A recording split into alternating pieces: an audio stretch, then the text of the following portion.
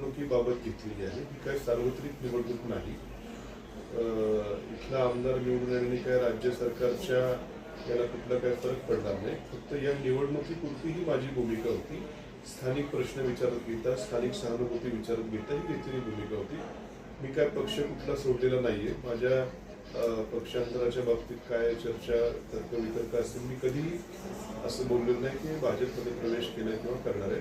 मी आजही राष्ट्रवादी काँग्रेस शरद पवार पक्षामध्ये आहे आणि या निवडणुकीपुरती मी थांबण्याची भूमिका घेतली. याच्याकडे कुठलाही तर्कवितर्क लावणे असं माझं मत आहे. मी म्हटलं ना की या राहुरी विधानसभा मतदारसंघात 3 तालुके येतात. बहुतांश मतदान हे राहुरी तालुक्यातलं आहे आणि आपल्या तालुक्याचा आमदार व्हावा इथल्या लोकांची जी काही इच्छा अपेक्षा होती ती कशामुळे होती, कारण इथले काही प्रश्न आहेत.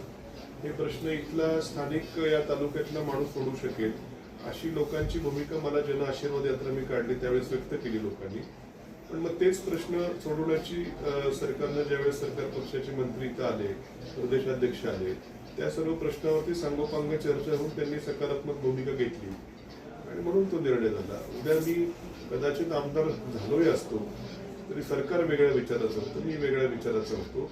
माझ्या एकट्याने निवडून येऊन कुठं सरकार बदललं नसतं. त्यामुळे आपण थांबून जर इथल्या तरुणांच्या बेरोजगारीचा प्रश्न सुटत असेल, आपण थांबून जर इथं आमच्याकडे एक ॲम्युनिशन पार्कचं एक रिझर्वेशन येऊन घातलेलं आहे. 7,000 एकर शेतकऱ्यांची जमीन त्या ठिकाणी बाधित होणार आहे.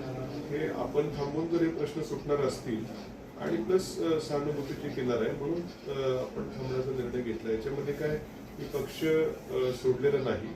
मी आजही त्याच पक्षामध्ये आहे, पण ह्या निवडणुकीपुरतं मी थांबण्याची भूमिका घेतली.